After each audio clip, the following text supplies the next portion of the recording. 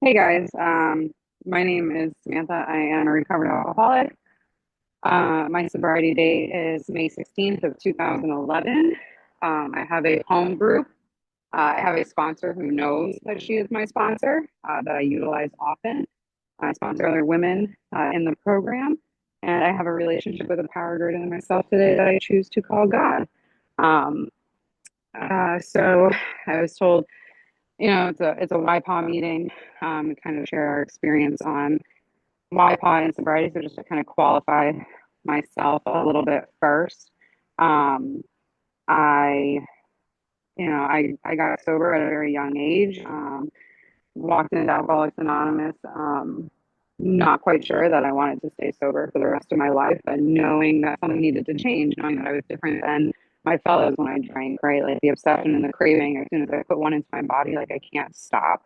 Um, and I started drinking at a really young age. I started drinking probably around the age of 13 years old, and immediately felt that sense of ease and comfort, that they talk about, that comes from taking that first drink. And I no longer, cared what anybody thought about me. I no longer cared what I thought about myself. School no longer mattered. My family, friends, um, all I wanted to do was chase that feeling for the rest of my life for as long as I possibly could. I was convinced that I was an alcoholic at age 18 years old, and I was absolutely scared, out of my mind to turn 21 and to be able to drink legally. Um, and it didn't start off where I was an alcoholic right away. Obviously, being 13 years old makes it very difficult to get your hands on alcohol. But what I did realize was that by the time I graduated high school, I was an everyday drinker. I would bring water bottles filled with vodka to school. I would drink during class. I would skip class to go get drunk. Anything and everything that got in the way of my drinking was pushed to the side. I grew up knowing what Alcoholics Anonymous was. My father, at one point, had over 20 years of sobriety. He does not today. My hat is off to him. He can drink normally. Um, but I grew up knowing what Alcoholics Anonymous was. And at 18 years old, I was introduced to the rooms of Alcoholics Anonymous. Um, and although I didn't want to accept it at that time, I at least knew where to come when I was ready. Um, and I'm sorry, I don't know why my sound is so choppy. I apologize. Um, so when I was ready to get sober or ready to, kind of get my life under control, I knew where to come. And I walked into my first meeting of Alcoholics Anonymous in my hometown. I drank where I got sober, and I still live in the same town. It's a very surreal experience going through that. But I walked into my first Alcoholics Anonymous meeting, and I heard people say the suggestions of going to 90 meetings in 90 days, getting a sponsor, going through the big book with that sponsor, doing the steps, finding a relationship with a power greater than ourselves. And, the God idea didn't necessarily scare me away, but I didn't want to look at like the harm that I had caused people in my life. That was probably the scariest part for me. And I grew up in old school AA. Everybody I hung out with had double digit sobriety. YPAA was not that big of a thing in my area when I first got sober. So I hung out with the old timers. And thank God for those old timers because they, had the life experience and they got me through a lot of things. And I didn't have to drink over them. Um, but, as far as my YPAA experience goes, I was 4 months sober. I was brought to my first FCYPAA conference, which is the Florida Conference of Young People in Alcoholics Anonymous.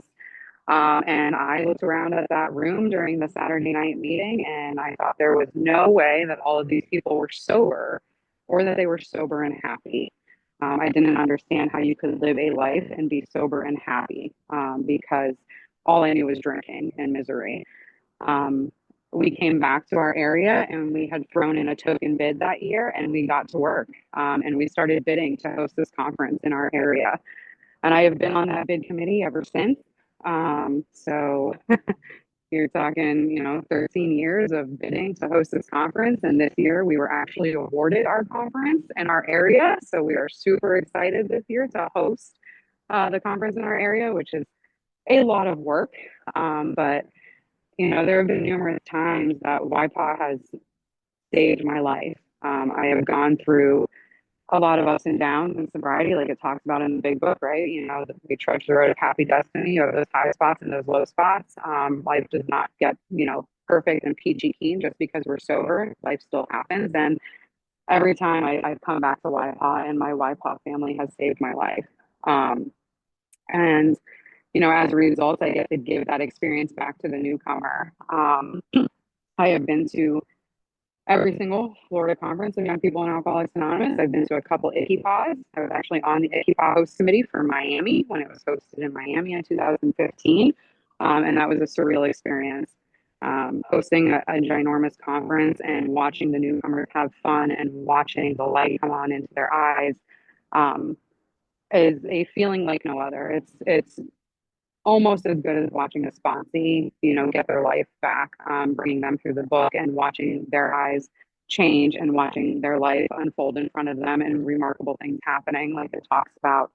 Um, YPA for me has been life changing. I have made lifelong friends in YPA. I did step away from my bid committee for a couple of years due to personal reasons, and when COVID happened, it was a fabulous excuse for me to not go to meetings. And once meetings started opening back up again, my sponsor kept telling me I needed to get involved. I needed to go back to YPA. I needed to start going to in-person meetings.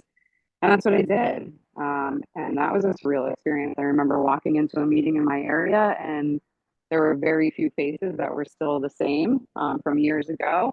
And I remember somebody asking me if I was a newcomer. And it was a very humbling experience, having stepped away from AA for a period of time and then coming back and somebody asking me if I was a newcomer.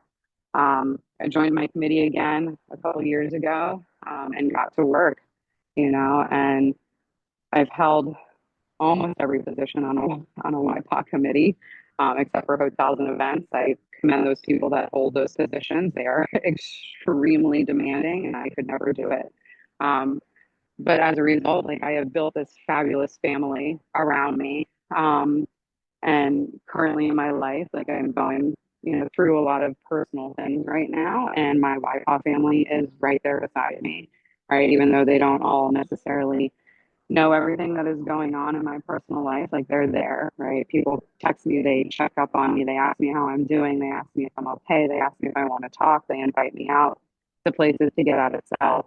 And I'm forever grateful for that. If I didn't, just take the suggestions and join the committee when I was 4 months sober, um, I don't know if I necessarily would be here today. And to watch the YPOC community in my area grow the way that it has um, is, an experience that I did not want to miss. And I have watched so many young people come into these rooms, wonder if this is where they belong, wonder if, they can live a happy life while not drinking, especially at such a young age. And to be able to show the newcomer that like it is possible and you can have fun in sobriety, and here's how we do it, right? We do it through service work, and we do it through unity, and we do it through fellowship, and we do it through the 12 steps, and we do it together, right? I'm never alone, no matter what. It can be 2 o'clock in the morning, I can pick up my phone and I can call any one of my YPA people and they will pick up, and my YPA family extends past the state of Florida, right? I have YPA friends in other states that have asked me to come and speak at conferences. I've, traveled all across the state of Florida to different YPA events. Every other weekend for years, it was getting in the car and going somewhere, and that was a big thing when I got sober. It was just get in the car, right? Don't ask questions, just get in the car. We're going to go. We're going to go do some service work. We're going to go show up at an event. We're going to go have fun. And for me, that's what I needed, being 21 years old, walking in here, thinking that my life was over and I was just going to sit around these tables and I was going to talk about my problems when I was drinking and woe is me and smoke cigarettes and drink horrible coffee. Um, and then to be shown that I can actually have like a life uh, beyond my wildest dreams, right? And that doesn't mean that it's always perfect. Like I said, I'm currently going through like a very terrible situation in my life, and I don't have to drink today over it. And that in and of itself is a miracle because when I got sober, I would drink over anything, right? The loss of a job, getting a job, if I was happy, if I was sad, if I was angry, if I was, pissed off, whatever it was, I found any excuse to pick up a drink. And today I don't have to pick up a drink. Today, what I do is I call my support group, right? My core support group in YPAA and outside of YPAA, my sponsor and other people, man, I bug them every single day about, what's going on in my life, and they're probably tired of hearing about it, but like they still listen, right? They still show up for me and they, uh, still answer the phone and they still sit there and help me through what I'm going through. And what I've come to realize is that there's nothing within my life that can happen that somebody else within AA hasn't already been through. Um, and that is a surreal experience as well. I was sitting in my YPA meeting one day and I got a phone call from my dad in the middle of the meeting. And I stepped outside to take it and he told me that my grandmother had passed away, and he asked me what I was doing and I was like, oh, I'm, at an AA meeting. And he was like, you're exactly where you're supposed to be. And that speaks volumes. I was right where I was supposed to be. I walked back into the meeting. I told my sponsor what happened. And my support group rallied around me during that time, just like they do every other time. And, for me, YPA is life changing. Like I said, I've made lifelong friends. I have friends all over the country that I get to share these experiences with. I get to now host a conference that I've been, bidding for 13 years now. And it's an amazing, amazing experience. I can't wait to sit here and see the newcomer and their face light up. We have a lot of halfway houses and treatment centers in my area now, and those people tend to kind of fall off by the wayside. And I'm super excited and pumped to have them come to this conference and experience what life is like sober and how you can have fun in sobriety. So I don't really have much more other than that. I'm watching with the timer click down, but that's pretty much all that I have to say. So thank you for letting me be of service.